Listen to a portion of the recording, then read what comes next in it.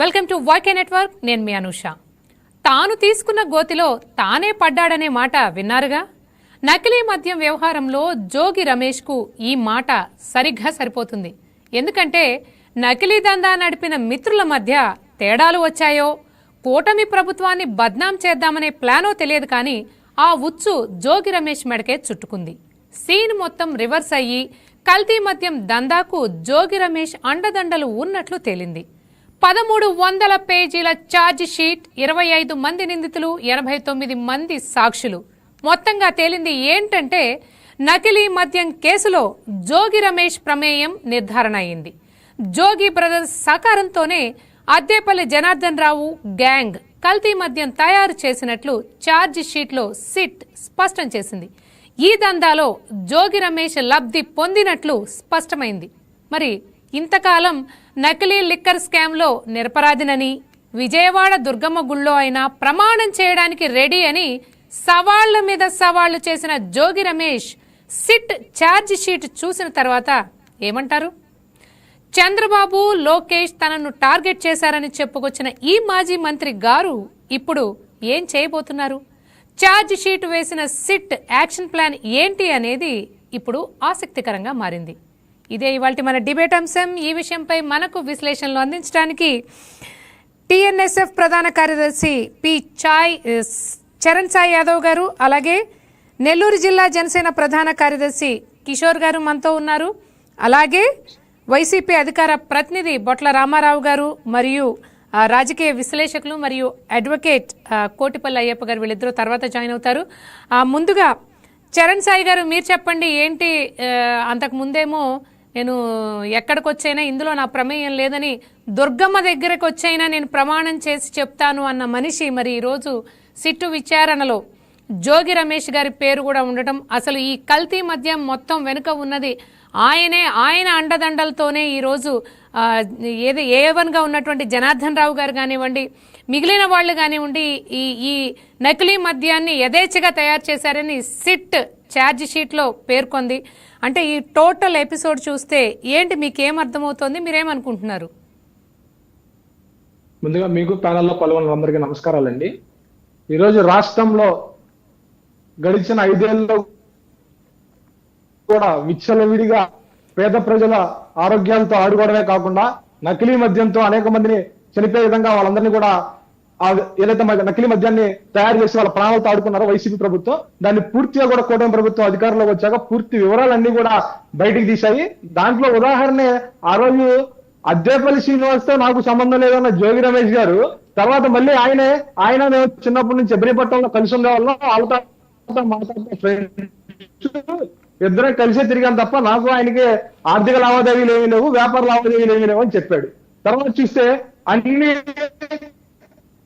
1300 పేజీలు charge sheet open చేసి చూస్తే ఇవాడు జే బ్రాండ్ నుంచి నకిలీ బాండ్స్ వరకు కూడా ప్రతిదీ జోగి రమేష్ అడ్డాతోనే చేశారు. ఈరోజు విచ్చలవిడిగా మంత్రి పదవిని అడ్డు పెట్టుకొని విచ్చలవిడిగా కోట్లాది రూపాయలు ఈరోజు వెనకేసుకున్నారు. నేను పేద నాయకుడిని అని చెప్పుకుంటున్న జోగి రమేష్ గారు 1300 పేజీల్లో వివరంగా చెప్పింది కదా ఛార్జ్ షీట్ లో, అవసరమైతే నీకు నష్టాలు వస్తే దానికి 3 కోట్ల రూపాయలు నేను పెట్టుబడి పెడతా అని చెప్పి ఎలా చెప్పాడు జోగి రమేష్?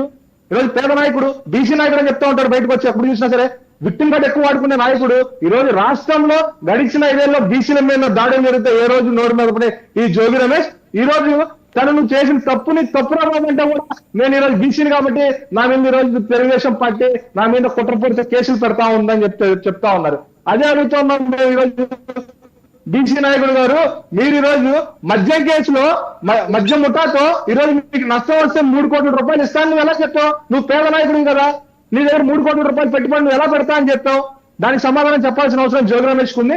అదేవిధంగా ఈరోజు రాష్ట్రంలో ఒక నకిలీ మద్యం కేసే కాదు, ప్రతి ఒక్క దాంట్లో పేద ప్రజలు ఏదైతే నేను పేద క్లాస్ అని చెప్తున్న జగన్మోహన్ రెడ్డి ఈరోజు అదే పేద క్లాస్ లో వాళ్ళు ప్రాణాలతో ఆడుకునే నకిలీ మద్యం కానీ, అదే చిన్న పిల్లలు తినే చిక్కీ వరకు కూడా ప్రతి దాంట్లో కూడా నకిలీ చేసి ఈరోజు నకిలీ ముఠా మొత్తం వైసీపీ దాంట్లోనే ఉంది. ఖచ్చితంగా ఎవరైతే తప్పు చేశారో ఆయన వెనకుండటం ఒకెత్తైతే, ఏదైతే ఎక్సైజ్ అధికారులకు ఇక్కడ నకిలీ మద్యం తయారవుతోంది అని ఇబ్రహీంపట్నం దగ్గర ఆయనే ఎక్సైజ్ అధికారులకు ఉప్పందించడం మరో ఎత్తు. అంటే దీన్ని ఎలా చూస్తారు మీరు?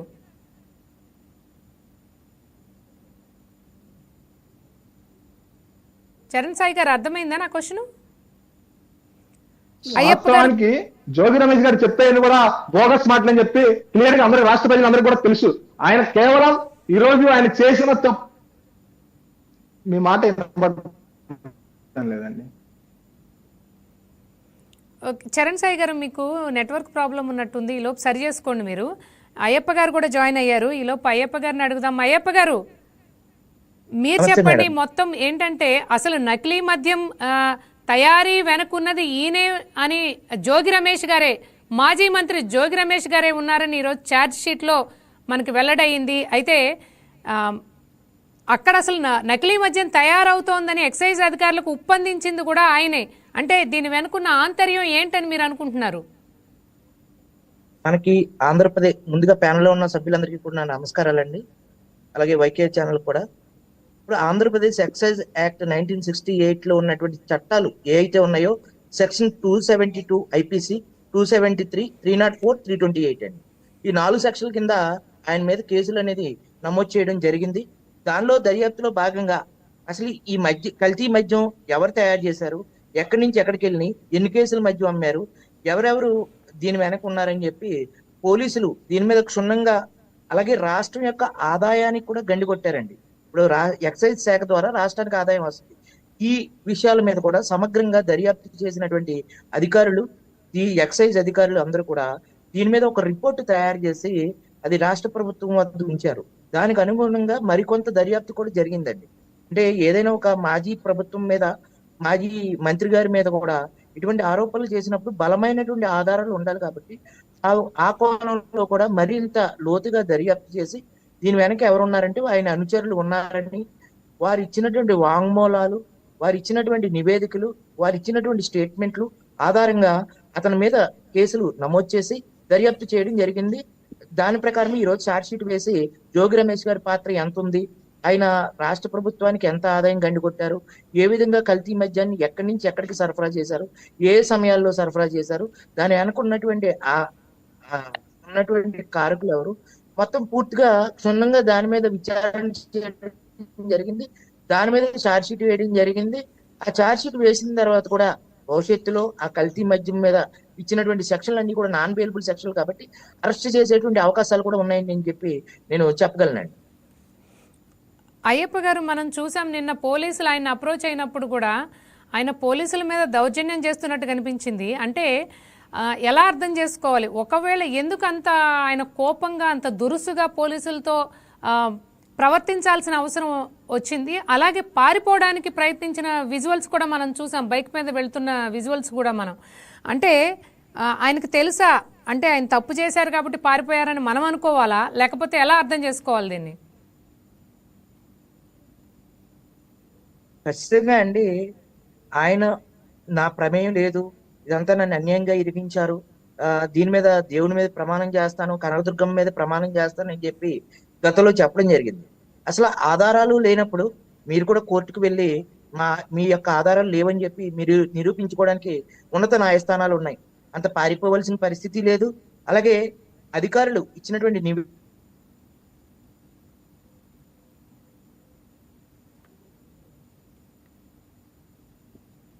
నివేదికల్లో ఎక్కడైనా తేడాలు ఉంటే మీరు సుప్రీంకోర్టు,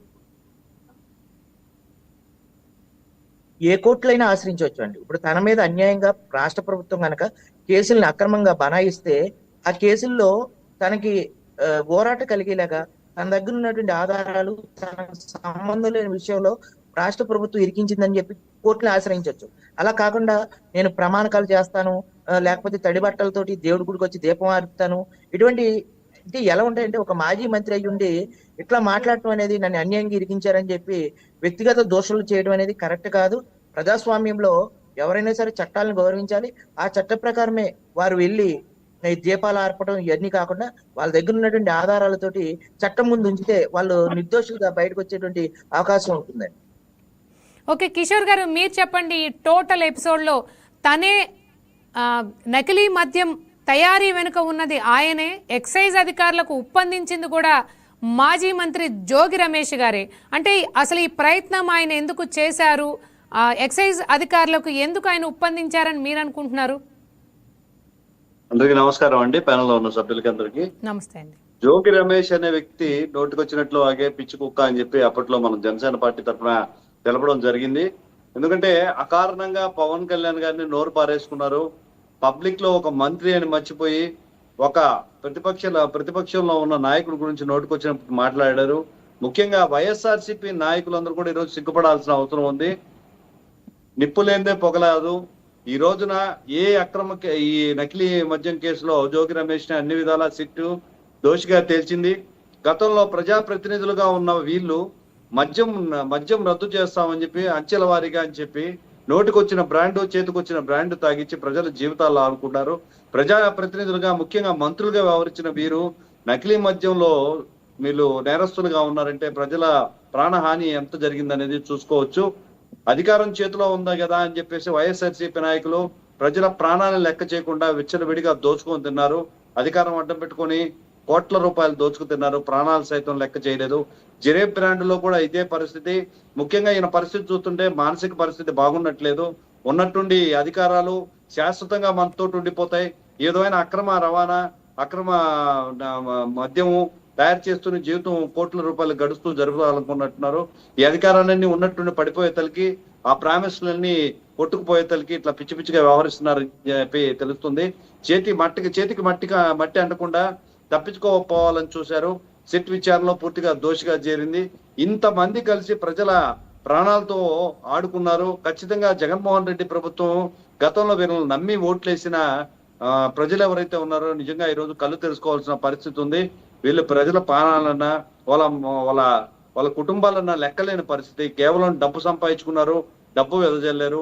డబ్బులు చల్లి ప్రజల్లో గెలిచి అదే ప్రజల్ని డబ్బులు దోచుకో తినడానికి సవాలుగా కూడా తయారు చేశారని చెప్పుకోవచ్చు. ఈ కేడి తత్వం ఏదైతే ఉందో మొదటి నుంచి మనం చూస్తున్నదే. ఆయన మాట తీరు, ఆయన బొంకే తీరు ఇదంతా కూడా ప్రజలు గమనిస్తున్నారు. మొదటి నుంచి కూడా ఇతను దోషిగా ప్రజలు నమ్మిన పరిస్థితి ఉంది. ఎందుకంటే ఎక్కడా కూడా స్పష్టమైన నిర్ణయాలు కానీ ప్రకటనలు కానీ ఇచ్చింది లేదు. ఖచ్చితంగా ప్రజాప్రతినిధులందరూ కూడా ఇది ఒక గుణపాఠం. మనం తప్పు చేస్తే చట్టం దృష్టిలో తప్పించుకుపోతాం అనేది సరికాదు. ఎప్పటికైనా మనం దొరకాల్సిందే. ముఖ్యంగా ప్రజాప్రతినిధులుగా ఉన్న వాళ్ళు ప్రజల ప్రాణాలు ఏమైనా పర్లేదు, మనం దోచుకు తినడమే పరమావధిగా పెట్టుకుంటామనే అంశాన్ని మార్చుకోవాల్సిన పరిస్థితి ఉంది. జుట్టు చూస్తా ఉంటే ఈ రోజు 175 నియోజకవర్గంలో వైఎస్ఆర్సీపీ గెలిచిన ఎమ్మెల్యేలు అయితేవి, మంత్రులు అయితేవి ఎంత అక్రమంగా దోచుకు తినడానికి ఎగబడ్డారు అనేది ఖచ్చితంగా తెలుస్తుంది. రాబోయే రోజుల్లో వాళ్ళ ఓట్ పర్సెంట్ ఏదైతే ఉందో అది పూర్తిగా నాశనం అయ్యే పరిస్థితి కూడా కనబడుతుంది. అంత పెద్ద స్థాయిలో నకిలీ మద్యం తయారు చేశారంటే అసలు వీళ్ళు మనుషులేనా అని అనిపిస్తుంది. కిషోర్ గారు ఈవెన్ కూటమి ప్రభుత్వం అధికారంలోకి వచ్చాక కూడా వాళ్ళు మళ్ళీ మొదలు పెట్టారు, స్టార్ట్ చేశారు, కంటిన్యూ చేశారు. అంటిల్ మాజీ మంత్రి జోగి రమేష్ గారు ఉప్పందించే వరకు కూడా ఎక్సైజ్ శాఖ అధికారులు కానీ, పోలీసుల శాఖ అధికారులు కానీ ఎటువంటి యాక్షన్ తీసుకోలేదు, కనిపెట్టలేదు అక్కడ నకిలీ మద్యం తయారవుతోంది అని. దీనికి మీ సమాధానం ఏంటి? ఇక్కడ ముఖ్యంగా చూసినట్లయితే బేరాలు కుదరకపోవడం ఒకటి, రెండోది వచ్చి సగం విషయం ప్రభుత్వానికి తెలిసిపోయి ఉండడం వచ్చి, ఈ రెండిట్లో ఒకటి ఉంటుంది. ఎందుకంటే ఎప్పటి నుంచో ఉన్నాడు కాబట్టి అతనికి తెలిసింది. ఇన్ని రోజులు గమ్ముండి ఇక్కడికి వచ్చారంటే బేరాలు కుదిరినట్లేదు. మన వ్యవస్థలో కూడా అధికారులు కఠినంగా వ్యవహరించాల్సిన అవసరత అయితే ఉంది. దాదాపు 18 నెలలు గడిచిపోయిన తర్వాత కూడా ఇలా నకిలీ మద్యం తయారు చేస్తున్నారంటే, మన ప్రజల ప్రాణాలతో ఆడుకుంటున్నారంటే కొంతవరకు ఇబ్బందికరమైన వాతావరణం ఉందని తెలుసుకోవాల్సిందే. మన హోంశాఖ కానీ, డిప్యూటీ సీఎం గారు కానీ, పవన్ కళ్యాణ్ గారు కానీ, చంద్రబాబు నాయుడు గారు కానీ కఠినంగా వ్యవహరించాల్సిన అవసరం ఉంది. ఇట్లాంటి గూండాలని వీళ్ళ డబ్బు కోసం ప్రజల్ని నాశనం చేస్తున్నారు. ఖచ్చితంగా మరింత రక్షణ ఏర్పరచాల్సిన అవసరం అయితే ఉందని అనిపిస్తుంది. చరణ్ సాయి గారు, మీరు చెప్పండి. 2024లో తంబళ్లపల్లి నుంచి టీడీపీ ఎమ్మెల్యేగా పోటీ చేసినటువంటి జయచంద్రారెడ్డి గారికి, అలాగే ఈ నకిలీ మద్యం తయారీ కేసులో A1గా ఉన్నటువంటి జనార్దన్ రావు గారు ఇద్దరు ఫ్రెండ్స్. అంటే వీళ్ళిద్దరు అంటే ఆయన అక్కడ కూడా నకిలీ మద్యం తయారీకి ఈయన నుంచి సహకారం అందినట్టు మనకు క్లియర్గా కనపడుతోంది. దీనికి మీ సమాధానం ఏంటి? తమ్మలపల్లి నియోజకవర్గం కాదు, ఒక జోగి రమేష్ నియోజకవర్గం కాదండి. 175 నియోజకవర్గాల్లో ఉన్న ఆ రోజు ఎవరైతే వైసీపీ తరపున గెలిచిన ఎమ్మెల్యేలు అందరూ కూడా దీనిలో భాగస్వాములే. ఎందుకంటే విచ్చలవిడిగా ఆ రోజు జే బ్రాండ్స్ నడుస్తా ఉందంటే వీళ్ళందరూ సహకరించారు. ఆ రోజు విచ్చలవిడిగా డైరెక్ట్ గా ఇక్కడ వచ్చిన ఆదాయం అంతా కూడా ఎక్కడికి వెళ్ళింది? తాడేపల్లి ప్యాలెస్ వెళ్ళింది, లేదా హైదరాబాద్ లో ఉన్న లోటస్ పాండ్కి వెళ్ళింది. ఇక్కడే కదా వెళ్ళి మొత్తాన్ని కూడా దగ్గరుండి తీసుకెళ్ళింది వీలే కదా. ప్రతి ఒక్క లిక్కర్ స్కామ్ లో ప్రతి ఒక్క ఎమ్మెల్యే హస్తం ఉంది, ఆ రోజు మంత్రుల హస్తం అంతా ఉంది. ఈ రోజు జోగి రమేష్ ఒక్కడే కాదు, దగ్గర దగ్గర 26 మంది పూర్తి బాధ్యత దీన్ని వహించాల్సిందే. దీంట్లో జగన్మోహన్ రెడ్డి పేరు ఒకటే యాడ్ చేయలేదు, జగన్మోహన్ రెడ్డి కూడా దీన్ని పూర్తి నిందితుడే. కేవలం ఆ రోజు ఆర్థిక లావాదేవీలు కేవలం ఈయన ఆర్థికంగా బాగుండడం కోసం ఈ రోజు పేద ప్రజలందరినీ కూడా పేద ప్రజల ఆరోగ్యాలన్నింటినీ కూడా అడ్డు పెట్టుకుని దాని మీద డబ్బు సంపాదించారు. ఆ రోజు జగన్మోహన్ రెడ్డి ఏం మాట్లాడాడండి? నేను ఏ క్లాస్ వారు అన్నాడు, నేను పేద ప్రజల తరపున యుద్ధం చేస్తున్నా అని చెప్పాడు. ఆ రోజు యుద్ధం అంటే ఏం చేశాడు ఆయన? పేద ప్రజల ప్రాణాలు అడ్డు పెట్టుకొని ఈరోజు పేద ప్రజల ప్రాణాలతో వ్యాపారం చేస్తాడా? ఈరోజు వాళ్ళు చేసింది అదే కదా. వీళ్ళు విచ్చలవిడిగా డబ్బులు సంపాదించింది ఎవరి మీద డబ్బు సంపాదించారు? పేదోడు రక్తం మీద డబ్బు సంపాదించారు. ఈరోజు విచ్చలవిడిగా దాదాపు రాష్ట్రంలో భారతదేశంలో ఎక్కడా లేని చరిత్రలో ఈరోజు ఆంధ్రప్రదేశ్ రాష్ట్రంలో కల్తీ మద్యం దాకా చచ్చిపోయారండి. ఈరోజు పూర్తి స్థాయిగా దీనిలో 175 మంది ఆ రోజు వైసీపీ ప్రభుత్వంలో ఎవరైతే ఎమ్మెల్యేలు ఉన్నారో వాళ్ళందరూ కూడా దీంట్లో కారుకులే. ఒక తమ్మలపల్లి నియోజకవర్గం ఎమ్మెల్యే కాదు, జోగి రమేష్ కాదు, ఖచ్చితంగా ఈ 26 మందితో పాటు జగన్మోహన్ రెడ్డి కూడా దీంట్లో నిందితుడే. ఈ వచ్చిన లావాదేవీలన్నీ కూడా కాదు చరణ్ సాయి గారు, నేను ఇప్పుడు ఏదైతే టీడీపీ లీడర్ ఉన్నారో జయచంద్రారెడ్డి గురించి ఆయన గురించి అడుగుతున్నాను. జయచంద్రారెడ్డి గారి మీద ఎటువంటి యాక్షన్ ఉంటుంది? ఆయన సపోర్ట్ కూడా ఉందని మనకు క్లియర్ గా కనబడుతోంది ఈ సిట్ ఛార్జ్ షీట్ లో చూస్తే.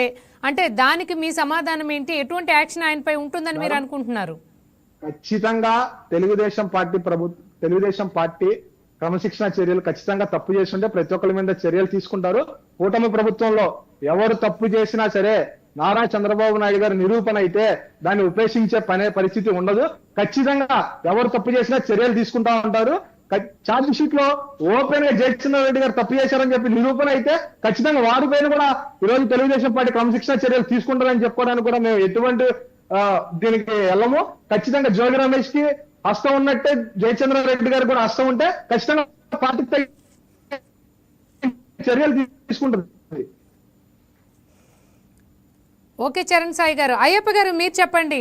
అంటే ఈ టోటల్ ఎపిసోడ్లో అంటే ఇన్ని సంవత్సరాల నుంచి యథేచ్ఛగా అంటే గత ప్రభుత్వ హయాంలో కానివ్వండి, ఆ తర్వాత కూటమి ప్రభుత్వం అధికారంలోకి వచ్చిన తరువాత కానివ్వండి, ఈ కల్తీ మద్యం తయారీ విషయంలో అంటే ఇన్ని సంవత్సరాలు యథేచ్ఛగా కల్తీ మద్యం తయారీ జరిగి వాళ్ళు డూప్లికేట్ లేబుల్స్ వేసి మద్యం అమ్ముకుంటుంటే అంటే ఆ నష్టం ఎంతవరకు ఉండుండొచ్చు, ఎవరికి ఉంటుందండి? ప్రజలపై ఏ రకమైన ప్రభావం అంటే వాళ్ళ ప్రజల ఆరోగ్యంపై ఎటువంటి ప్రభావం ఉంటుందని మీరు అనుకుంటున్నారు?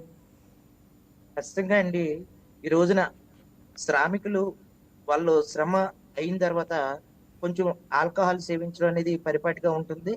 దానిలో భాగంగా అత్యంత నిరుపేదలైనటువంటి కుటుంబాలు ఈ కల్తీ మద్యం వల్ల బాధితులుగా ఉండటం మన గతంలో జంగారెడ్డిగూడెంలో కల్తీ మద్యం తాగింది. అలాగే కృష్ణలంక బార్లో కూడా అది వైసీపీ ఎమ్మెల్యే కృష్ణలంక బార్ కూడా అప్పుడు ఆ జగన్మోహన్ రెడ్డి గారు పూర్తిగా మద్యం మాఫీ చేస్తాం, మేము అధికారంలోకి వస్తామని చెప్పి ఏదైతే చెప్పారో ఆ విధంగా అధికారంలోకి వచ్చిన తర్వాత ఆయన కల్తీ మద్యాన్ని నిర్మూలించకుండా తిరిగి ఆయన కల్తీ మద్యంతో ఆయన చేయడం జరిగింది, పరిపాలన చేయడం జరిగింది.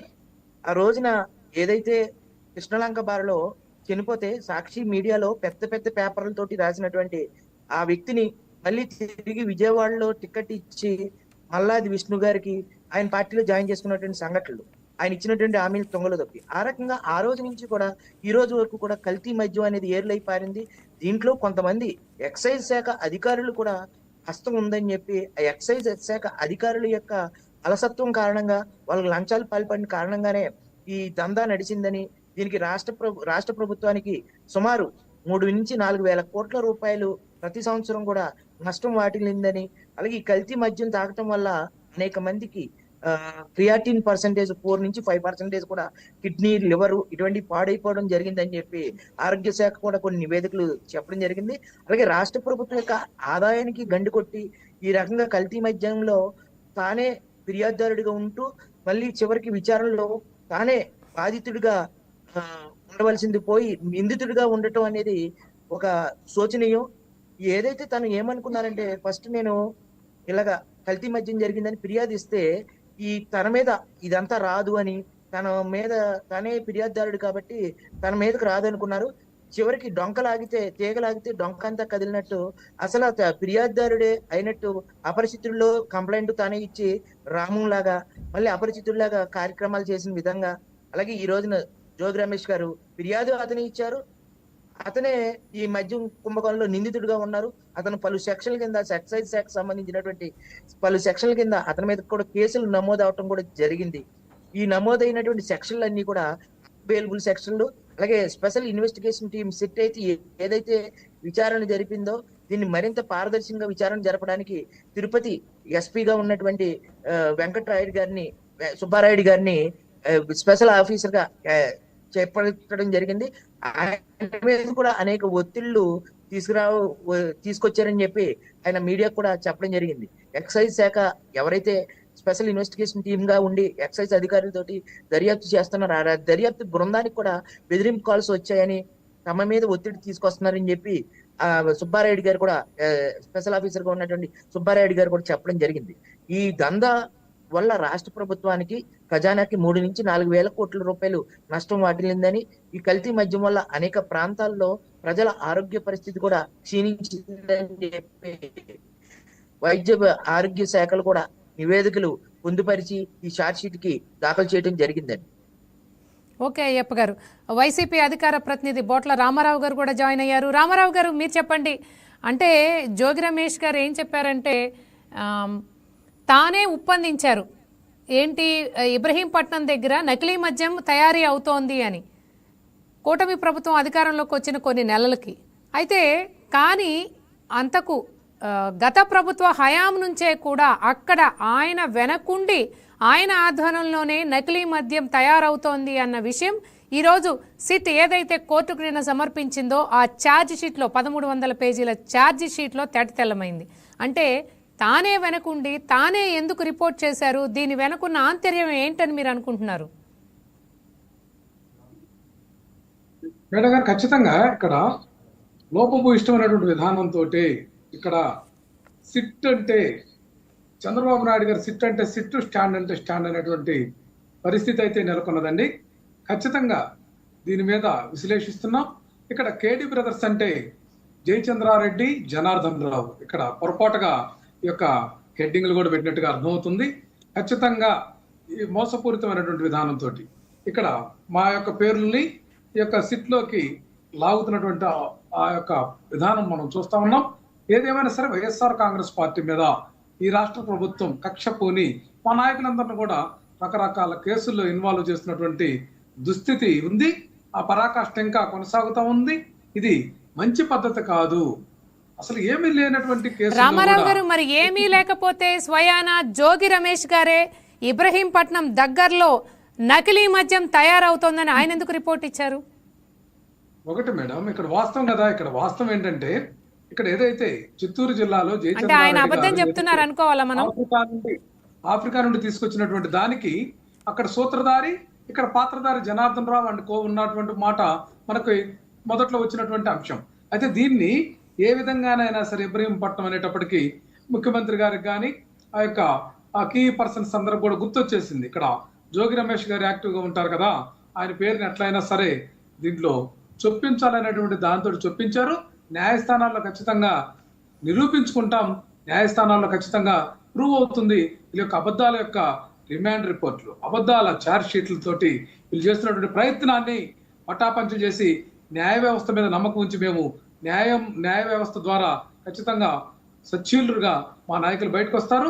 ఇదంతా కూడా క్రియేషన్. కానీ రామారావు గారు, మీరేమో క్రియేషన్ అంటున్నారు, కానీ ఇబ్రహీంపట్నం చుట్టుపక్కల మాట్లాడుకుంటుంటే వీళ్ళకి 2013-15 నుంచే మద్యం వ్యాపారంలో సంబంధాలు ఉన్నాయి. అద్దేపల్లి బ్రదర్స్ కి, జోగి బ్రదర్స్ కి అనేమో అక్కడ చుట్టుపక్కలంతా కోడైకొస్తున్నారు. అది నమ్మాలా, మీరన్నది వినాలా? నేను ఎవరిది నమ్మాలి? ప్రజలు ఎవరిది నమ్మాలి ఫస్ట్? ఒకటి మేడం, ప్రజలు చర్చించుకుంటున్నారు. ఇక్కడ నకిలీ మద్యం సూత్రధారులంతా తెలుగుదేశం పార్టీ వాళ్ళే. ఈ రోజు వరకు ఆ కేసుకు సంబంధించినటువంటి ముఖ్యమైనటువంటి వ్యక్తులను ఎక్కడా కూడా టచ్ చేసినటువంటి పాపాన పోలేదు. ఇది ఈ కేసు నీరు గార్చి రామారావు గారు, ఏఎన్ఆర్ బార్ ఉంది కదా ఇబ్రహీంపట్నం దగ్గర, అది ఎవరిది? దాని ఓనర్ ఎవరు? ఏఎన్ఆర్ బార్ ఉంది కదా, అక్కడే కదా నకిలీ మద్యం తయారవుతుంది. ఆ బార్ ఎవరిది? మేడం దానిలో భాగస్వాములు ఎవరు? ఒకటి మేడం, ఇక్కడ మీకు ఒక అంశం చెప్పనా. ఇక్కడ వైఎస్ఆర్ కాంగ్రెస్ పార్టీకి సంబంధించినటువంటి వ్యక్తులకి ఎక్కడన్నా సరే మద్యం షాప్ గాని బార్ షాప్ గాని వస్తే దాన్ని బలవంతంగా లాక్కున్నటువంటి తెలుగుదేశం పార్టీ వాళ్ళు ఉన్నారు మేడం. రాష్ట్రం అంతా ఇదే పరిస్థితి. పేర్లు ఒకవేళ ఏదన్నా ఉన్నా కూడా ఇవన్నీ కూడా వ్యాపారం అంతా కూడా కూటమి ప్రభుత్వంలోనే ఉన్నటువంటి తెలుగుదేశం పార్టీ నాయకులే నిర్వహిస్తున్నటువంటి వందలాది ఉదాహరణలు చెప్పండి, నేను చెప్తాను మేడం. సార్ అవన్నీ వద్దు సార్, నాకు ఏఎన్ఆర్ బార్ ఎవరి ఆధ్వర్యంలో ఉందో చెప్పండి. ఇబ్రహీంపట్నం దగ్గర ఏఎన్ఆర్ బార్ నడుస్తుంది మేడం. అద్దేపల్లి బ్రదర్స్ చేతుల్లో ఉందండి. ఏ వ్యాపారమైనా సరే ఈ ప్రభుత్వంలో బెల్ట్ షాప్ దగ్గర నుంచి, వైన్ షాప్ దగ్గర నుంచి, బార్ అండ్ రెస్టారెంట్ల దగ్గర నుంచి, అనాధికారిక బార్ల దగ్గర నుంచి ఖచ్చితంగా కూటమి ప్రభుత్వంలో భాగస్వామిగా ఉన్నటువంటి ప్రధాన పక్షమైనటువంటి తెలుగుదేశం పార్టీ వారే నిర్వహిస్తున్నటువంటి పరిస్థితి ప్రజలందరికీ తెలిసినటువంటి అంశం మేడం. కిషోర్ గారు మీరు చెప్పండి, ఏంటి రామారావు గారు అంటున్నారు అన్ని టీడీపీ వాళ్ళ ఆధ్వర్యంలో ఉన్నాయి? ఈ డిబేట్ చూస్తుంటే చాలా అసహ్యంగా బాధగా కూడా ఉంది మేడం. ఒక అక్రమ నకిలీ మద్యం తయారైంది, దాన్ని పట్టుకున్నారు. ఎవడైతే కంప్లైంట్ ఇచ్చాడో వాడే దోషిగా ఉన్నాడు. ఇది ఇప్పటి నుంచి జరుగుతున్నది కాదు, గతం నుంచి జరుగుతా ఉంది. ప్రాణాలకు హాని జరిగింది. ప్రభుత్వ ఆదాయం గండి కంటే కూడా మా తెలుగు బిడ్డల ఆడబిడ్డల నల్ల పుస్తలతో ఆడుకున్నారు వైఎస్ఆర్సీపీ ప్రభుత్వం. అది ఇంకా కంటిన్యూ అవుతుందంటే ఎంత అసహ్యంగా ఉందంటే అంత అసహ్యంగా ఉంది. ఇక్కడ సిట్టి విచారణ కూడా తప్పుపడుతుంది చూస్తే నిజం పైన భయం అనేది వైఎస్ఆర్సీపీ నాయకులు మనకు కనబడుతుంది. ఈ రోజు ఈ 18 నెలల్లో మా దగ్గర నుంచి బ్రాందీ షాపు లాక్కున్నారు, ఇంకోటి లాగుతున్నారు, ఆయన బొంకుతున్నారు, కరెక్టే, నేను ఒప్పుకుంటాను. ఇది ఇప్పుడు స్టార్ట్ అయింది కాదు. ప్రజల ప్రాణాలతో ఆడుకుంటూ అక్రమంగా లేబుల్ ఇచ్చి దారుణంగా మేము గతంలో గడిచిన 5 సంవత్సరాలు వైఎస్ఆర్సీపీ ప్రభుత్వంలో జనసేన పార్టీ తరఫున పాత బ్రాండ్లు మానేసి కొత్త బ్రాండ్లు తెచ్చినప్పుడు డైరెక్ట్ గా సైనైడ్ లాంటి పదార్థం ఈ పనిచేసిన వాళ్ళు పొట్టల్లోకి వెళ్ళిపోతుంది. ఏదైనా మద్యం వల్ల ఇబ్బందులు జరిగితే ఒక 5-6 నెలలు బెడ్ల మీద పడే పరిస్థితి అయితే ఉంది. ఇది నేరుగా హార్ట్ కొట్టడం, తల కొట్టడం, డైరెక్ట్ గా చచ్చిపోవడం జరుగుతుంది. వాళ్ళ మత్తులో ముంచి వాళ్ళ ప్రాణాలు తీసి కోట్ల రూపాయలు సంపాదిస్తుంది వైఎస్ఆర్సీపీ ప్రభుత్వం అని అనేక సార్లు మేము జనసేన పార్టీ తరఫున నిర్ణయించడం జరిగింది. లేకపోతే దశాబ్దాలుగా వస్తున్న పాత ప్రాణులు తీసేసి అసలు మద్యాన్ని నిషేధిస్తానన్న జగన్మోహన్ రెడ్డి డబ్బు కోసం, అవినీతి కోసం వాళ్ళ కంపెనీ మొత్తం, అంటే జగన్మోహన్ రెడ్డి అండ్ కంపెనీ మొత్తం ఈ రోజు అవినీతికి పాల్పడింది అనేది ఒప్పుకోవాల్సిన విషయం. పైపించి ఇక్కడికి వచ్చి సిట్ని మనం వ్యతిరేకిస్తూ సిట్ని తప్పు పడుతున్నారు అంటే మీరు కోర్టులో నిరూపించుకోరా అనేది తర్వాత సంగతి. ఏ పార్టీ అయినా కూడా, ఇప్పుడు తెలుగుదేశం పార్టీ నాయకులు ఉన్నారని చెప్పారు, కూటమి ప్రభుత్వ నాయకులు ఎవరన్నా కూడా ఇది తప్పు పని అని ఒప్పుకోవాల్సిన బాధ్యత ముందుంది. ఈ తప్పులో ఎవరైతే బాధ్యులు ఉన్నారో వాళ్ళందరినీ కూడా కఠినంగా శిక్షించాల్సిన అవసరం ఉంది. అక్రమ సంపాదన కోసం ప్రజల మాన ప్రాణాలతో ఆడుకుంటారా అని చెప్పి నేను అడుగుతున్నాను. ఈ అక్రమ మద్యం తాగి ఎంతమంది పేదలు, ముఖ్యంగా ఈ మందు తాగేది ఉదయం నుంచి సాయంత్రం దాకా ఒళ్ళు అలిసిపోయి ఆ కష్టం తెలియకుండా చాలా మంది కార్మికులు ఈ వ్యసనానికి అలవాటు పడి ఉన్నారు. ఇవి ఎంతమంది చనిపోయారు, ఎన్ని కుటుంబాలు నిరాదరణకు గురైన, ఎంతమంది బిడ్డల జీవితాలు ఈదున పడ్డాయని ఆలోచించి వీళ్ళందరినీ కఠినంగా శిక్షించాలని చెప్పాల్సింది పోయి మా వాళ్ళు కాదు వాళ్ళోళ్ళు కాదు మా వాళ్ళు బ్రాందీ షాపులు మా దగ్గర నుంచి లాక్కున్నారు అంటే ఈ డిబేటే అర్థరహితంగా ఉంది. దయచేసి వైఎస్ఆర్సీపీ నాయకులు తెలుసుకోవాలి, అక్రమ లిక్కర్ కేసులో బాధ్యులు ఎవరున్నా కూడా ఇది ప్రత్యక్షంగా డైరెక్ట్ గా మన లేబరు శ్రామికుడి కాడి నుంచి కోటీశ్వరుడు అయ్యేదానికి మీరు వేసిన నిచ్చెనలో ఈ అక్రమ నిచ్చెనలను కూలదోయాలి. ఇంటెలిజెన్స్ ఏం చేస్తుంది, ఎక్సైజ్ వ్యవస్థ ఏం చేస్తుంది, పోలీస్ వ్యవస్థ ఏం చేస్తుంది అనే నమ్మకం ఈ రోజు, అదే బాధ నాకు ఈ రోజు కలుగుతా ఉంది.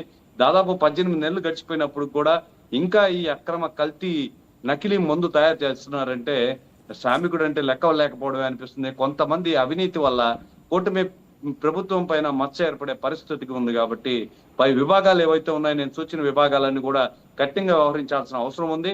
కూటమి పెద్దలు, కూటమి నాయకులు, ముఖ్యంగా జనసేన పార్టీ పవన్ కళ్యాణ్ గారు అయితే, చంద్రబాబు నాయుడు గారు కానీ వీటి విషయంలో చాలా పారదర్శకంగా ఉన్నారు. ఆ తప్పు చేసింది ప్రజల మాన ప్రాణాలతో ఆడుకుంది.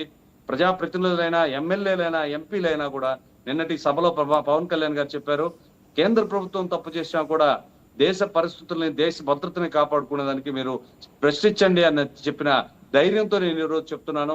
ప్రజాప్రతినిధులు, ఎమ్మెల్యేలైనా, ఎంపీలైనా ఈ నకిలీ మద్యం కేసులో ఎవరున్నారో వాళ్ళు దీని వల్ల డైరెక్ట్ గా బాధపడేది శ్రామికుల కుటుంబాలు, భావి భారత పౌరులు. కాబట్టి కఠినంగా శిక్షలు అమలు చేయాల్సిన అవసరం ఉంది. ఖచ్చితంగా వీళ్ళందరూ కూడా చట్టపరంగా వీలైనంత ఈ తప్పును తొందరగా శిక్షించేటట్టు చేసి, మరొకరు ఎవరు కూడా దీని మీద ఇటువంటి పనులు చేయొచ్చు, ప్రజల ప్రాణాలతో ఆడుకొని డబ్బులు సంపాదించవచ్చు అనే నివేదికని మనసులోంచి తుడిచేయాలని చెప్పి నేను మనస్ఫూర్తిగా కోరుకుంటున్నాను. ఓకే కిషోర్ గారు. అయ్యప్ప గారు మీరు చెప్పండి, మనము నిన్న ఏదైతే జోగి రమేష్ గారి అరెస్టు వ్యవహారం, ఆ డ్రామా మొత్తం చూసాము. అంటే ఎన్ని రోజులు ఆయన కస్టడీలో ఉండే అవకాశం ఉందంటారు? విచారణ ఏ విధంగా కొనసాగే అవకాశం ఉందంటారు? మీరు ఛార్జ్ షీట్ ఏమైనా చూసారా? 1300 ఛార్జ్ షీట్లో అంటే ఆయనపై ఎటువంటి చర్యలు తీసుకునే అవకాశం ఉందని మీరు అనుకుంటున్నారు? ఖచ్చితంగా అండి, మనకి ఇండియన్ పీనల్ కోడ్ లో ఐపీసీ 272, 273, అలాగే ఐపీసీ 304 అండి, అలాగే ఐపీసీ 328 అండి. ఈ 328 సెక్షన్ ఏంటంటే, ఏదైనా పదార్థాలని విష పదార్థాలుగా చూపించి అది ప్రజల మానపానాలతోటి ఆడుకుంటే వేసేటువంటి సెక్షన్ అండి. 304 అంటే ఇది యాక్సిడెంట్స్ కి వేస్తారు, అలాగే యాక్సిడెంటల్ గా ఎవరైనా మరణాలు కారకైతే 304 వేస్తారండి. అలాగే కల్తీ మద్యాలు, కల్తీ అక్రమ రవాణా, కల్తీ పదార్థాలు, డ్రగ్స్ కలిగేటువంటి సెక్షన్స్ ఈ ఆంధ్రప్రదేశ్ ప్రొహిబిటెడ్ ఎక్సైజ్ యాక్ట్ 1968 ప్రకారం అనేక పలు సెక్షన్ల కింద ఈ అక్రమ రవాణా, కల్తీ మద్యం, ప్రభుత్వ ఆదాయాన్ని గండి కొట్టడం, అలాగే 420 చీటింగ్, అలాగే ఆర్థిక పరమైనటువంటి సెక్షన్లు, ఇవన్నీ కూడా ఈ ఛార్జ్ షీట్ లో పొందుపరచడం జరిగిందండి. ఈ ఛార్జ్ షీట్ లో పూర్తి స్థాయిలో ఇందులో ఉన్నటువంటి నిందితులు ప్రతి ఒక్కరి యొక్క వాంగ్మూలాన్ని పూర్తి స్థాయిలో వీడియో రికార్డింగ్, అలాగే స్టేట్మెంట్ ఆధారిత రికార్డింగ్లు కూడా చేసి వాటిని పూర్తి స్థాయిలో ఆధారాలుగా తీసుకున్న తర్వాత మాత్రమే పోలీసులు యాక్షన్ కి రావటం జరిగిందండి. దీంట్లో చిన్న చితక ఆఫీసర్లు కాదండి, చాలా genuine person, IPS senior IPS officer Subbarayudu గారు, ఆయన ఒక స్పెషల్ ఇన్వెస్టిగేషన్ టీమ్ తోటి సుమారు 50 నుంచి 60 మంది పోలీసుల యొక్క బృందంతో కట్టుదిట్టమైనటువంటి ఏర్పాట్లు, కట్టుదిట్టంగా ఎక్కడైతే జరిగిందో దీని మీద కొన్ని ఫోరెన్సిక్ సైన్స్ ల్యాబ్ కూడా పంపించడం, ఆ లేబుల్స్ ఎక్కడ తయారయ్యాయి, ఎవరు తయారు చేశారు, ఆ ప్రింటింగ్ ఎక్కడ జరిగింది, ఆ ప్రింటింగ్ మీద హాల్ మార్క్ ఎవరిది, ఆ యొక్క లేబుల్ మీద ఉండేటువంటి క్యాప్చా బార్కోడ్స్ ఎవరివి, ఇంత క్షుణ్ణంగా ఒక ఐటీ నిపుణులతోటి, ఫోరెన్సిక్ అధికారులతోటి ప్రతి నివేదికని కూడా చాలా క్షుణ్ణంగా, పారదర్శకంగా, అర్థవంతంగా, జవాబుదారితనంగా పొందుపరచడం జరిగిందండి. ఈ జరిగినటువంటి ఈ ఆధారాలతోటి జోగి రమేష్ గారిని, మాజీ మంత్రివర్యులు జోగి రమేష్ గారిని అరెస్ట్ చేయడం జరిగింది. ఈ అరెస్టులో ఈ కుట్రకి కోణానికి అతను కొంతమంది అనుచరులు ఇచ్చినటువంటి వాంగ్మూలాల ఆధారంగా అతని విచారణ చేపట్టేటువంటి అవకాశం ఉంది. ఎందుకంటే ఇవన్నీ నేను ఎందుకు చెప్తున్నానంటే, ఏ కోణాల్లో దర్యాప్తు చేసినా కూడా అది పూర్తి స్థాయిలో నిర్వీర్యం అవ్వకుండా ఒక ప్రతిష్టమైనటువంటి ఒక ఆధారాలతోటి విచారణ కొనసాగితే అది రాష్ట్ర ప్రభుత్వం మీద కూడా కక్షపూరితమైనటువంటి చర్యల్లో భాగంగా కాదు, ఇది పూర్తి స్థాయి ఆధారాలతోటే నిరూపించబడ్డది అని ప్రజలకు తెలియజేసే ఉద్దేశంతో చాలా పగడ్బందీగా ఒక సీనియర్ ఐఏఎస్ ఐపీఎస్ ఆఫీసర్లకి ఈ విచారణ అనేది ఇవ్వటం జరిగిందండి మేడం. అలాగే దీని మీద ఐటీ నిపుణులే కాకుండా ఇంకా శాస్త్ర సాంకేతిక విజ్ఞాన చట్టం ఉన్నటువంటి ఐటీ యాక్ట్ నిపుణులు కూడా, అంటే ఎవరి నుంచి ఎవరికి సైబర్ కాల్స్ వెళ్ళినాయి, ఎవరెవరు చేసుకున్నారు, ఇవన్నీ కూడా దీని మీద ఈ కల్తీ మద్యం జరిగినప్పుడు కాంచి ఎవరికి కాల్స్ వచ్చినాయి, అలాగే ట్రాయ్ టెలికాం అథారిటీ నివేదికలు, కాల్ డేటా నివేదికలు, కంప్లీట్ సిడిఆర్ రిపోర్ట్స్ ఎన్నో పూర్తి స్థాయిగా దర్యాప్తు చేసి దీని ఆధారాలను సేకరించిన తర్వాత ప్రతి విషయం మీద ఉంటుందండి. మీరు ఎవరెవరికి ఫోన్ చేశారు, ఎక్కడ లేబుల్ అయినాయి, మీ అనుచరులు ఇచ్చారు, ప్రతి విషయం మీద క్షుణ్ణంగా విచారించేటువంటి అవకాశం ఉంది. ఇది సుదీర్ఘ కాలం విచారణ కాబట్టి దాదాపు దీన్ని విచారించడానికి 10 నుంచి 15 రోజుల పైనే అతన్ని కస్టడీకి తీసుకుని విచారించి ఆ రాష్ట్ర ప్రభుత్వానికి ఆదాయం గండికొట్టడం, కల్తీ మద్యం, అనేక వ్యవహారాల మీద దీని మీద కూపీ అంతా కూడా విచారించాలి. కాబట్టి మినిమం 3 వారాల పాటు విచారణ అనేది కొనసాగుతుందని చెప్పి నేను అనుకుంటున్నాను మేడం. ఓకే అయ్యప్ప గారు. చరణ్ సాయి గారు మీరు చెప్పండి, అంటే యాక్చువల్గా కూటమి ప్రభుత్వం అధికారంలోకి వచ్చిన తర్వాత కూడా ఈ నకిలీ మద్యం తయారీ జరిగింది. అంటే ఆయన మాజీ మంత్రి జోగి రమేష్ గారు ఎక్సైజ్ శాఖ అధికారులకు చెప్పే వరకు కూడా అక్కడ నకిలీ మద్యం తయారవుతోందన్న విషయం కూటమి ప్రభుత్వానికి తెలియదు, ఎక్సైజ్ అధికారులకు తెలియలేదు. అంటే ఈ విషయాన్ని మీరు ఎలా చూస్తారు?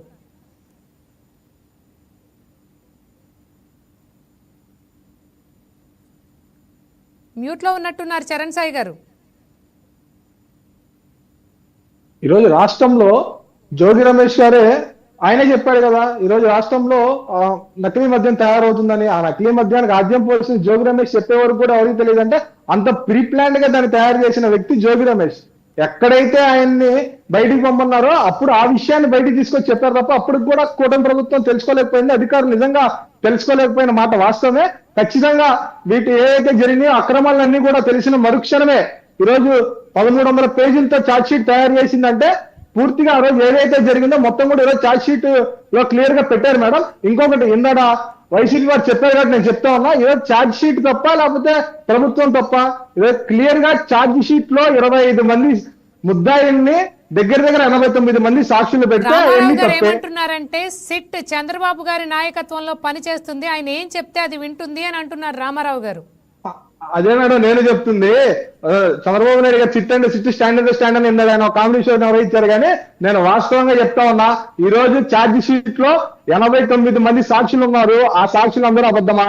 ఈ రోజు 1300 పేజీలు ఫైనల్ ఛార్జ్ షీట్ లో ఏదైతే మీ జోగి రమేష్ గారికి 2012 నుంచి అని మీరు అన్నారు, కానీ 2006 నుంచి ఆర్థిక లావాదేవీలతో ఉన్న జనార్దన్ గారు క్లియర్ గా ఈ రోజు వాళ్ళ లావాదేవీలు అన్ని కూడా బయట పెట్టారు కదా. అంత ఎవిడెన్స్ మీరు నిజంగా తప్పు చేయకపోతే, నేను నిజంగా ధర్మాత్ములైతే ఈ రోజు జోగి రమేష్ ఇంట్లో ఎన్వీఆర్, వాళ్ళ తమ్ముడు రాము ఇంట్లో డీజీఆర్ లో డేటా ఎందుకు డిలీట్ చేశారు? ఈ రోజు ఫారెన్సిక్స్ లో క్లియర్ గా చెప్పింది కదా, ఈ రోజు డేటా మీరు ఎందుకు విజువల్ డేటా ఎందుకు డిలీట్ చేశారు? మీ వ్యాపార లావాదేవీలన్నీ కూడా ఆన్లైన్ ట్రాన్సాక్షన్స్ ఉన్నాయి కదా, అవి తప్ప? లేదంటే ఈ రోజు 1300 పేజీల్లో క్లియర్ గా ఛార్జ్ షీట్ లో తెలిపింది కదా. జోగి రమేష్ గారు ఈ రోజు జనార్దన్ గారు చెప్పారు కదా, ఈ రోజు ఈ వ్యాపారంలో ఏదైతే మనం కలిసికట్టుగా చేస్తున్న అక్రమ మద్య వ్యాపారంలో మీకు నష్టం వస్తే 3 కోట్ల రూపాయలు ఆయన ఇచ్చాడు కదా డబ్బులు. ఈ రోజు ఈ 3 కోట్ల డబ్బులు ఎలా ఇచ్చారు జోగి రమేష్ గారిని మేము ప్రశ్నిస్తా ఉన్నాం. ఈ రోజు నిజంగా వ్యాపారం సంబంధం లేకపోతే గోవా నుంచి హైదరాబాద్ నుంచి తెచ్చిన డబ్బులు 3 కోట్ల రూపాయలు జోగి రమేష్ గారు వాళ్ళకి ఎందుకు ఇచ్చారు? వీటికి సమాధానం ఉన్నాయి మీ దగ్గర? ఈ రోజు కేవలం ఆ రోజు రాష్ట్రంలో వైసీపీ ప్రభుత్వంలో జరిగింది ఏంటంటే సందు గంజాయి అమ్మడం, పేదవాడి ప్రాణాలు చేయడం, నకిలీ మంది ఉండడం తప్ప ఈ రెండు తప్ప ఆ రోజు రాష్ట్రంలో ఏమీ జరగలేదు. వీటన్నిటి మీద తగిన చర్యలు తీసుకుంటా ఉన్నారు. ఖచ్చితంగా ఏదైతే 26 మంది పేర్లు ఛార్జ్ షీట్ లో ఉన్నాయో ప్రతి ఒక్కరిని కూడా శ్రీకృష్ణ జన్మస్థలాన్ని పంపించే వరకు వారి మీద తగిన చర్యలు తీసుకునే వరకు కూటమి ప్రభుత్వం చర్యలు తీసుకుంటుందని మేము తెలియజేస్తా ఉన్నాం. చరణ్ సాయి గారు, ఇందాక రామారావు గారు మరో మాట కూడా అన్నారు. ఏంటంటే ఇప్పుడు కూటమి ప్రభుత్వంలో మద్యం దుకాణాలన్నీ కూడా టీడీపీ లీడర్స్ లేకపోతే టీడీపీ కార్యకర్తల చేతుల్లోనే నడుస్తున్నాయి, వాళ్లే నడిపిస్తున్నారు కదా అని ఆయన ఓ మాట అన్నారు. దీనికి మీ సమాధానం ఏంటి? వాస్తవానికి తెలుగుదేశం పార్టీ అధికారంలోకి వచ్చిన తర్వాత ఏదైతే వీళ్ళు స్కాములు చేస్తున్నారో మొత్తం ప్రభుత్వం పేరు అడ్డు పెట్టుకొని జగన్మోహన్ రెడ్డి, జోగి రమేష్ లాంటి ఈరోజు విచ్చలవిడిగా ధనాన్ని అక్రమంగా సంపాదించున్నారో వీళ్ళందరి భాగవతాలన్నీ బయటపడేసి మొత్తాన్ని ప్రైవేటైజేషన్ చేసి ప్రతిదీ కూడా లాటరీ ప్రకారం తీశారు తప్ప ఎక్కడ కూడా వీళ్ళు టీడీపీ, వీళ్ళు వైసీపీ, వీళ్ళు జనసేన, వీళ్ళు బీజేపీ అని చెప్పి ఎక్కడ కూడా చేయలేదు. అన్ని కూడా విత్ ఎవిడెన్స్ మీడియా సమక్షంలో ప్రతిదీ జరిగింది. ఆ జిల్లా ఎస్పీ ఆధ్వర్యంలో, ఎక్సైజ్ శాఖ ఆధ్వర్యంలో జరిగింది తప్ప లాటరీ సిస్టాలు అన్ని కూడా వీళ్ళలాగా జగన్మోహన్ రెడ్డి ఇంట్లో ఏదైతే తాడపల్లి ప్యాలెస్ లో నిర్వహించినట్టు ఎక్కడ జరగలేదు. మొత్తం కూడా నిష్పాక్షికంగా ప్రతిదీ కూడా జనానికి కనపడే విధంగా విజువలైజేషన్ లో వీడియో ఎవిడెన్స్ తో తీశారు తప్ప ఎక్కడ కూడా వీళ్ళైతే ఏదైతే తాడేపల్లి ప్యాలెస్ లో నిర్వహిస్తారు చూడండి క్యాబినెట్ మీటింగ్ అని చెప్పి లోపల సెట్టేసి అలా ఎక్కడా జరగలేదు. కావాలంటే ఇప్పటికి కూడా యూట్యూబ్ లో ఆరోగ్య డేట్ ప్రకారం కొడితే ఏ జిల్లాలో ఎవరెవరికి వచ్చినా క్లియర్ గా వస్తుంది. రామారావు గారికి క్లియర్ గా చూసుకోండి. మీరు ఏదైతే ఆ రోజు నామినేషన్ వేయడానికి వచ్చినప్పుడు వాళ్ళ పేపర్లు రాసుకొని వాళ్ళ మీద అత్యయత్నాలు చేయడానికి వాళ్ళ పేగలు కోసేటట్టు ఈరోజు కూటమి ప్రభుత్వంలో ఎవరూ లేదు. మీరు చేసిన గవర్నమెంట్ కూటమి ప్రభుత్వం ఎవరు చేయడం లేదు. మీరు అలా చేశారు అంటే మిమ్మల్ని జనం ఇంటికి తన్నిదరిమారని చెప్పి ఇంకోసారి మీరు గుర్తు చేసుకోవాలని చెప్తా ఉన్నా. రామారావు గారు, నిన్న ఏదైతే అరెస్ట్ జరుగుతోందో ఆ టైంలో కూడా జోగి రమేష్ గారు పారిపోవడానికి బైక్ మీద ప్రయత్నించినట్టు మనం విజువల్స్లో క్లియర్గా చూసాము. అంటే ఆయన ఎందుకు పారిపోవాల్సిన అగత్యం ఏముంది? తప్పు చేయలేదని ఆయన అలా అంటున్నారు కాబట్టి ధైర్యంగా నిలబడి విచారణ ఎదుర్కోవచ్చు కదా, అంత పారిపోవాల్సిన అవసరం ఏముంది? రామారావు గారు, నెట్వర్క్ ఇష్యూ ఉన్నట్టుంది. చరణ్ గారు మీరు చెప్పండి. అంటే మనం చూస్తూనే ఉన్నాం, కూటమి ప్రభుత్వం అధికారంలోకి వచ్చినప్పటి నుంచి కూడా ఈ మద్యం విషయంలో రకరకాల టర్న్స్ తీసుకుంటున్నాయి, రకరకాల కథలు, ఏదంటే కథలు అనకూడదు, వీటిని రియల్గా జరిగినవే. మనము ఏదైతే మద్యం రవాణాలో కల్తీ మద్యం కానివ్వండి, బ్రాండ్స్ కానివ్వండి, నకిలీ బ్రాండ్స్ కానివ్వండి, ఈ విషయాల్లో ఎప్పటికప్పుడు ఏదో ఒకటి కొత్తది వస్తూనే ఉంది, ప్రూవ్ అవుతూనే ఉంది. అంటే దీన్ని మనం ఎలా అర్థం చేసుకోవాలి? ప్రజల ఆరోగ్యం సంగతి వైసీపీ ప్రభుత్వానికి పట్టలేదనుకోవాలా, లేకపోతే ఇంతవరకు కూడా వీళ్ళలో ఎవరికీ కూడా ఈ కేసులన్నిటిపైన కూడా విచారణ ఇంకా కంప్లీట్ అవ్వకపోవడం కూడా అనేక అనుమానాలకు తావిస్తోంది. దీనికి మీ సమాధానం ఏంటి? గడిచిన 5 ఏళ్ళు కూడా రాష్ట్రంలో విచ్చలవిడిగా అక్రమ మద్యాన్ని అమ్ముకోవడం, గల్లీ గల్లీకి గంజాయి అమ్ముకోవడం, ఈరోజు పేద ప్రజల దగ్గర అక్రమంగా ఆస్తులు దోచుకోవడం, ఈ 3 విషయాలు తప్ప ఆ రోజు వైసీపీ ప్రభుత్వం చేసింది ఏమీ లేదు.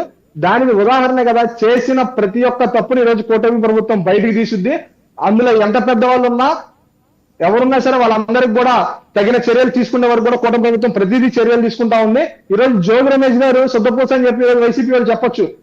క్లియర్ గా ఎవిడెన్స్ 1300 పేజీల్లో క్లియర్ గా ఏదైతే జనార్దన్ గారే చెప్పారు కదా, ఈ రోజు జోగి రమేష్ గారు మాకు అండగా ఉన్నారు, జోగి రమేష్ గారు మాకు అన్ని చూసుకున్నారని. ఈ రోజు ఒక జోగి రమేష్ పేరు ఒకటే బయటకు వచ్చింది. ఇలాంటి వాళ్ళు ఎంతో మంది ఈ రోజు వైసీపీ ప్రభుత్వంలో ఉన్నారు, ప్రతి ఒక్కరి పేరు కూడా బయటకు వచ్చింది. నాట్ ఓన్లీ లిక్కర్ స్కామ్, చిన్న పిల్లలు తిన్న చిక్కీ స్కామ్ కూడా ఉంది. చిన్న పిల్లలు తిన్న చిక్కీలు కూడా వీళ్ళ దారుణంగా కల్తీ చేసి ఇచ్చారు ఆ రోజు చిన్న పిల్లలకు కూడా. ఈ రోజు మొత్తం కల్తీ వ్యవస్థ, కల్తీ ప్రభుత్వం, కల్తీ మనుషులతో ఆ రోజు వైసీపీ ప్రభుత్వం వెళ్ళింది. దాంట్లో చర్యలు భాగంగానే మొత్తాన్ని కూడా శుభ్రం చేస్తా ఉన్నారు.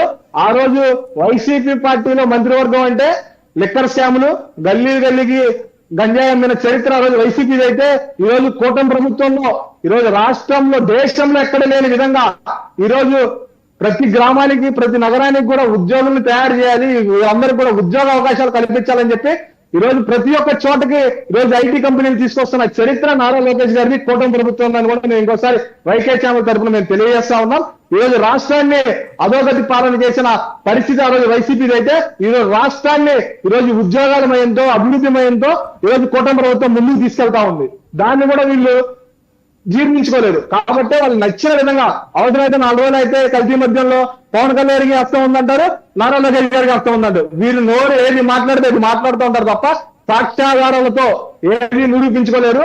దానికి సాక్ష్యమే ఏదైతే జోగి రమేష్ గారు మొన్నటి వరకు కూడా నేను తప్పు చేయలేదు, అవసరమైతే అమ్మవారి గుళ్ళో అంగప్రదక్షిణాలు చేస్తాను, తడిబట్టలతో పైకి వస్తా అన్నారు. ఈ రోజు 1100 పేజీ ఛార్జ్ షీట్లు పూర్తిగా రాగానే ఆయన బైక్ మీద నుంచి పారిపోయిన దృశ్యాలను మీరు చూశారు.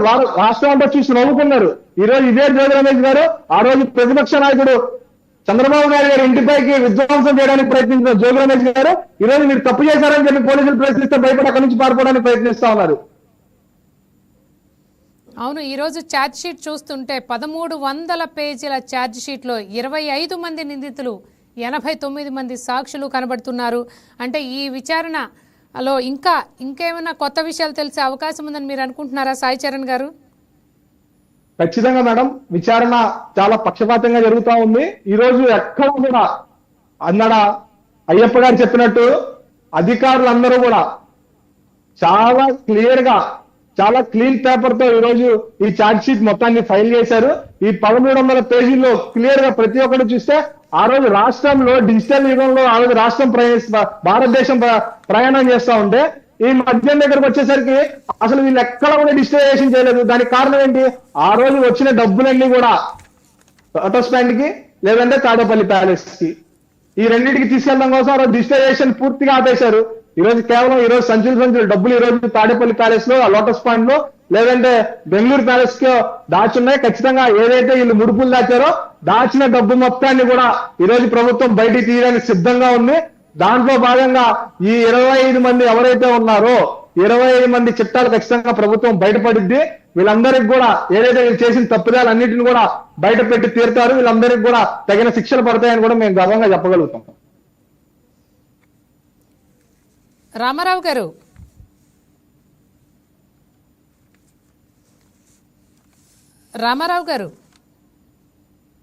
రామారావు గారు చెప్పండి. ఈరోజు ఏంటంటే అందరూ మాట్లాడుకున్నది ఏంటంటే వైఎస్ఆర్సీపీ ప్రభుత్వానికి ప్రజల మీద చిత్తశుద్ధి లేదా, ఎందుకు ప్రజల ఆరోగ్యంతో చలమగాటం ఆడుకుంటోంది అనే ప్రశ్న ఈరోజు ఈ ఛార్జ్ షీట్ చూసిన తర్వాత ప్రజలందరూ కూడా అదే మాట్లాడుకుంటున్నారు. అంటే ఎందుకు ఇంత ఆవశ్యకత వచ్చింది?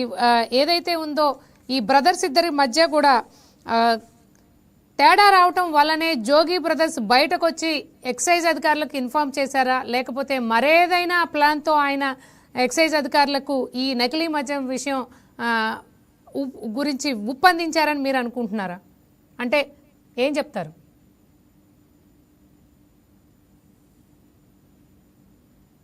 రామారావు గారు, నా మాట వినపడుతోందా అండి? మ్యూట్లో ఉన్నారు, మీరు అన్మ్యూట్ చేసుకోండి. రామారావు గారు, నా మాట వినపడుతోందా మీకు? వినిపిస్తుంది మేడం. సార్, ఇప్పుడు ఏంటంటే రాష్ట్రం అంతా ఒకటే మాట్లాడుకుంటున్నారు. ఎందుకు ప్రజల ఆరోగ్యం పట్ల అంత అలసత్వం దేనికి వైఎస్ఆర్సీపీ ప్రభుత్వానికి? అంటే ఇలాంటి నకిలీ మద్యం తాగితే ప్రజల ప్రాణాలు ఏమవుతాయి అన్న ఇది వాళ్ళకు లేదా? ప్రభుత్వం ఎందుకు పట్టించుకోలేదు? ఎందుకంటే నకిలీ మద్యం తయారీ అనేది గత కొన్ని సంవత్సరాలుగా వైఎస్ఆర్సీపీ ప్రభుత్వం అధికారంలో ఉన్నప్పటి నుంచి జరిగింది. ఇది అసలు అప్పుడెందుకు పట్టుకోలేకపోయారు? ఇప్పుడు కూడా జోగి రమేష్ గారు ఉప్పందిస్తే గానీ పట్టుకోలేని పరిస్థితి ఎందుకు వచ్చింది అని మాట్లాడుకుంటున్నారు. దీనికి మీ సమాధానం ఏంటి? ఇది ఒక పెద్ద ప్రాప్కాండ మేడం. కూటమి ప్రభుత్వం చేస్తున్నటువంటి ప్రాప్కాండ, మైండ్ గేమ్, అంతేగాని ఇంకా అంత మించి ఏం లేదు. ఖచ్చితంగా మా నాయకుల మీద పెట్టినటువంటి కేసులన్నీ కూడా అబద్ధపు కేసులు అనేది నిరూపిస్తామండి. అంటే మీకు ఇక్కడ ఈ ఛార్జ్ షీట్ 1300 పేజీలు ఉంది. పైగా గత ప్రభుత్వంలో ఎంతో ఏదైతే లాస్ట్ ఇయర్ జోగి రమేష్ గారు ఎక్సైజ్ శాఖ అధికారులకు ఇన్ఫార్మ్ చేసిన వెంటనే అప్పటి నుంచి జరిగిన మనం ఇన్సిడెంట్స్ అన్నిటినీ కూడా చూస్తే ఏదో ఇది ఒక్క రోజులో జరిగింది కాదు. ఇన్వెస్టిగేషన్ అంతా ఫస్ట్ అసలు ఇదే అవుతుందని కూడా, ఇంత బ్లాస్ట్ అవుతుందని కూడా ఎవరో అనుకోలేదు. టీడీపీ నాయకులు కూడా బహుశా ఊహించలేదు ఇది ఇంత ఈజీగా బయటపడుతుంది అని. కానీ రకరకాల ట్విస్టులు, ఎంతో కఠినమైన ఇన్వెస్టిగేషన్ తర్వాత ఇందాక మనకు అయ్యప్ప గారు చెప్పారు, అందులో ఉన్న అధికారులు కూడా ఎంతో ఎఫిషియెంట్ అధికారులను చూస్ చేసి పెట్టడం జరిగింది అని. అంటే ఆ అధికారుల రిపోర్ట్ తప్పంటారా మీరు? ఖచ్చితంగా మేడం. ఇక్కడ ఇదంతా కూడా క్రియేషను. ఇక్కడ మంగళగిరి డీజీపీ ఆఫీస్ నుంచి పోలీసు పరిపాలన జరగట్లేదు. తెలుగుదేశం పార్టీ మంగళగిరి కార్యాలయం నుంచే పోలీస్ ఆపరేషన్ అంతా జరుగుతుంది. ఇదంతా కూడా అక్కడే క్రియేషన్ జరుగుతున్న పరిస్థితి ప్రజలందరికీ అవగతమైంది. గతంలో కేసులు కూడా చూసాం. అసలు ఎంత దారుణం మేడం. తిరుపతిలో ఏదైతే పరామర్శకు వెళ్తే చివరెడ్డి భాస్కర్ రెడ్డి గారి మీద ఫోక్సో కేసు పెట్టినటువంటి ఒక దుర్మార్గమైనటువంటి దుర్నీతి ప్రభుత్వం ఈ ప్రభుత్వం. అటువంటివి అన్ని కట్టుకథలతోటి కేసులు పెట్టారు. సహజ న్యాయ సూత్రాలకు విరుద్ధంగా వీళ్ళు వ్యవహరిస్తున్నటువంటి తీరు ఖచ్చితంగా ఆక్షేపణీయం. ఖచ్చితంగా న్యాయస్థానాల్లో వీళ్ళు ఖచ్చితంగా చీవాట్లు తినడం మాత్రం ఈ యొక్క అధికారులు కానీ ఈ ప్రభుత్వం కానీ ఖచ్చితంగా దుబ్బులు పెట్టించుకునేదాకా వీళ్ళు తగ్గరు అనేది అర్థమవుతుంది. రామారావు గారు, మీరేమో అదేం లేదు, అంత ఫాల్స్ కేసు అన్నట్టు మాట్లాడుతున్నారు. మరి అంత ఫాల్స్ కేసు అయినప్పుడు నిన్న జోగి రమేష్ గారు బైక్ మీద పారిపోవడానికి ప్రయత్నించారు పోలీసులను చూసి. ఎందుకంత పారిపోవాల్సిన అవసరం ఏముంది ఆయనకి? పారిపోవడం అని ఎట్లా అంటాం మేడం? మరి మనం విజువల్స్ లో చూసాం కదండి. అదంతా కూడా తప్పు అని అది మనము అభిప్రాయపడటం అనేది తప్పు. ఖచ్చితంగా జోగి రమేష్ గారు గతంలో కూడా చూసాం. ఏదైనా సరే పోలీస్ వ్యవస్థకు కానీ అది పోలీసులు చూసే కదా ఆయన ఏదైతే కారులో వెళ్తున్నా ఆయన దిగి మరి బైక్ లో వెళ్ళింది. లేదండి, అది వేరే ఏదో ఉంటుంది. కానీ ఇదంతా కూడా క్రియేషన్ అంతే. సోషల్ మీడియాలో ఐటీడీపీ వాళ్ళు ఏదైతే తెలుగుదేశం పార్టీ వాళ్ళు క్రియేట్ చేయటం తప్ప మరొకటి కాదండి. ఇక్కడ మీరు ఈవెన్ పోలీసులు వచ్చి ఆయన పోలీసులతో ఆర్గ్యుమెంట్ చేసిన వీడియో కూడా మీరు చూడలేదా? ఒకటి మేడం, ఇక్కడ జరగచ్చు. నేనేమంటే రకరకాలు ఉంటాయి, రకరకాల పనుల మీద పోతుంటారు. పోలీసులు ఆర్గ్యుమెంట్ చేసేదానికి ఈ యొక్క దీనికి సంబంధం లేనటువంటి అంశాలు ఉంటాయి. ఇదంతా కూడా ఫేక్ తప్పు చేయనప్పుడు ఆయన చక్కగా పోలీసులకు సహకరించి ఏంటండి ఎందుకని అడగచ్చు కదా. ఖచ్చితంగా ఇక్కడ ఒకటి మేడం, ఇక్కడ పోలీసు వ్యవస్థని దుర్మార్గంగా వీళ్ళు తమ యొక్క కక్షపూరితమైనటువంటి విధానాలకు వాడుకున్నటువంటి ప్రభుత్వం ఇది. పోలీసు వ్యవస్థను మనం ఎట్లా దాన్ని చేస్తాం మేడం? బిఎన్ఎస్ లో అమలు చేయడంలోనే 36 ప్లేస్ కి చివరి ప్లేస్ కి పడిపోయినటువంటి పోలీసు వ్యవస్థను కూడా మనం ఎట్లా దాన్ని తీసుకుంటాం మేడం? కేంద్ర ప్రభుత్వం ఎన్డీఏ ప్రభుత్వం ఇచ్చినటువంటి ర్యాంకు 36th ప్లేస్ అండి. అంతకుముందు వైఎస్ఆర్సీపీ గవర్నమెంట్లో ఎంత ఉంది సార్? ఖచ్చితంగా మెరిట్ గా ఉందండి. 6th ప్లేస్ లో ఉన్నటువంటిది ఈ రోజు 36 పడింది. 6th 7th place Charan Sai గారు విన్నారు కదా, మీరే సమాధానం చెప్పాలి. పోలీసు వ్యవస్థ దిగజారిందని కేంద్ర ప్రభుత్వ నివేదిక. అంతెందుకండి, ఎన్సీఆర్బి నివేదిక కూడా ఉంది కదా, కొట్టండి మీరే గూగుల్లో సెర్చ్ చేయండి. ఎన్సీఆర్బి నివేదిక ఏం రిపోర్ట్ ఇచ్చిందనేది కూడా మీరు తెలుసుకోండి. ఖచ్చితంగా పోలీసు వ్యవస్థ అట్ర ఫెయిల్యూర్ ఏపీలో. ఇక్కడ శాంతి భద్రతలు క్షీణించాయని చెప్పేసి ఈ రోజు వైసీపీ చేసిన తప్పుదాలని చెప్తే పోలీస్ అట్ర ఫెయిల్యూర్ అంటారు. ఈ రోజు మీరు బాగా ఏం చెప్పింది మీరు అంటే పోలీస్ వ్యవస్థ తప్పు అంటారు. ఈ రోజు మీ పార్టీలో ఉన్న నాయకులు మీరే చంపుకున్నారంటే పోలీస్ వ్యవస్థ అట్రఫ్లాప్ అంటారు. ఏమైనా మీరు తప్పు చేశారు, మీరు ఇన్ని కోట్లు తిన్నారు, పేద ప్రజల ఆరోగ్యాలతో ఆడుకున్నారు, మీరు ఇంత తప్పు చేశారని 1300 పేజీలు ఛార్జ్ ఇస్తే ఛార్జ్ షీట్ తప్పు అంటారు. వీళ్ళ పక్షంలో ఎంతసేపు పోలీసు వాళ్ళు కరెక్ట్ ఎప్పుడు అంటారంటే అక్రమ కేసులు ఏవైతే ఆ రోజు మీరు పెట్టారు చూసారో చంద్రబాబు నాయుడు గారి మీద, అప్పుడు పోలీసు వ్యవస్థ వాళ్ళు చెప్తారు ఆ అక్రమ కేసులు తప్పనే కదా. ఈరోజు బయటపెట్టింది. మీరు నిజంగా తప్పు చేయకపోతే ఎందుకు ఈరోజు జోగి రమేష్ గారు మాట్లాడమనండి తప్పు చేయలేదని. వచ్చారు కదా మొన్న అమ్మవారి గుడికి వస్తాను, తడిపట్ల మీద నడుచుకొని వస్తాను. ఈ రోజు 1300 పేజీల్లో ఖచ్చితంగా జోగి రమేష్ గారు చేసిన వాదనలన్నీ కూడా ఉన్నాయి కదా. 3 కోట్ల రూపాయలు ఎలా ఇస్తాయని చెప్పారు జోగి రమేష్ వాళ్ళకి, ఎక్కడి నుంచి ఇస్తాయని చెప్పారు జోగి రమేష్ వాళ్ళకి. వాళ్ళు వీళ్ళు చేసేదే తప్పుడు వ్యాపారం. ఈ తప్పుడు వ్యాపారం ఈ నష్టాలు వస్తే గోవా నుంచి హైదరాబాద్ నుంచి తీసుకొచ్చి జోగి రమేష్ గారు వాళ్ళకి అండగా నుంచున్నారా? అదే కదా ఛార్జ్ షీట్ లో కనబడింది. జనార్దన్ రెడ్డి గారు ఛార్జ్ షీట్ చెప్పింది. ఈ రోజు అదే ఛార్జ్ షీట్ లో మీ మంత్రి గారు పిఏ ఏం చెప్పాడు? ఇదే ఛార్జ్ షీట్ లో ఆ రోజు మీరు నిజంగా తప్పు చేయలేదా? శుద్ధపూసలే. మరి ఎందుకని మీ ఇంట్లో ఎన్వీఆర్ లో, మీ తమ్ముడు రాము గారి ఇంట్లో డివిఆర్ లో డేటా డిలీట్ చేశారు మీరు తప్పు చేయనప్పుడు? 100-200% వీళ్ళు చేసిన అక్రమాలన్నీ కూడా ఛార్జ్ షీట్ లో బయటపడి అది తప్పుపుచ్చుకోవడానికి వీళ్ళు టాపిక్ డైవర్షన్ చేసి పోలీస్ వ్యవస్థ గురించి మాట్లాడతారు తప్ప వీళ్ళు చేసేదే అక్రమాలు, వీళ్ళు చేసేదే తప్పుడు పనులు. గట్టిగా మాట్లాడితే బాబాయ్ చంపింది ఎవరు అంటే మాట్లాడరు. ఈ రోజు ఇంకో విషయం ఏదైనా మాట్లాడితే దాని గురించి మాట్లాడరు. ఈ రోజు 1300 పేజీలో 200 దొరుకుతారా జోగి రమేష్ అని చెప్తే దాని గురించి మాట్లాడరు. వీళ్ళంతసేపు టాపిక్ డైవర్షన్ చేయడంలో మాత్రం ఖచ్చితంగా మాట్లాడతారు. ఇంకోటి కూడా నేను క్లియర్ గా చెప్తా, ఆ రోజు రాష్ట్రంలో మంత్రి అంటే గల్లీ గల్లీకి తిరిగి గ్రామానికి వెళ్ళి ఊరు వెళ్ళి గంజాయి అమ్ముకున్నారు తప్ప ఈ రోజు నేను ఛాలెంజ్ చేస్తా, ఈ రోజు ప్రతి ఒక్క గ్రామానికి ప్రతి ఒక్క ఊరికి ఐటీ కంపెనీ తీసుకొస్తుంది కూటమి ప్రభుత్వం. దాని గురించి మాట్లాడు, అది చెప్పరు. మీరు చేసిన తప్పిదాల గురించి మాట్లాడితే మాట్లాడరు, మేము చేసిన అభివృద్ధి గురించి మాట్లాడమంటే మాట్లాడరు. ఈరోజు పోలీస్ వ్యవస్థ అంట మొత్తం తప్పిదాలు చేస్తుందంట. పోలీస్ వ్యవస్థ తప్పిదాలు చేస్తుంటే రోజు కోర్టులు ఊరికే చూస్తూ ఉంటాయా?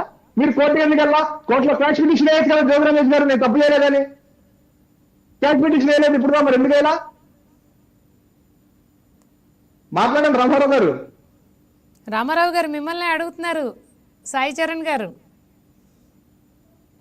మీరు నిజంగా శుద్ధపోసి అయితే, మీరు నిజంగా తప్పు చేయకపోతే క్యాష్ పిటిషన్ ఎందుకైనా? రామారావు గారు మీకు వినపడుతోందా? రామారావు గారు? వినపడుతున్నట్లేదు ఆయనకి. రామారావు గారు మీరు మ్యూట్లో ఉన్నారు. రామారావు గారు అన్మ్యూట్ చేసుకోండి.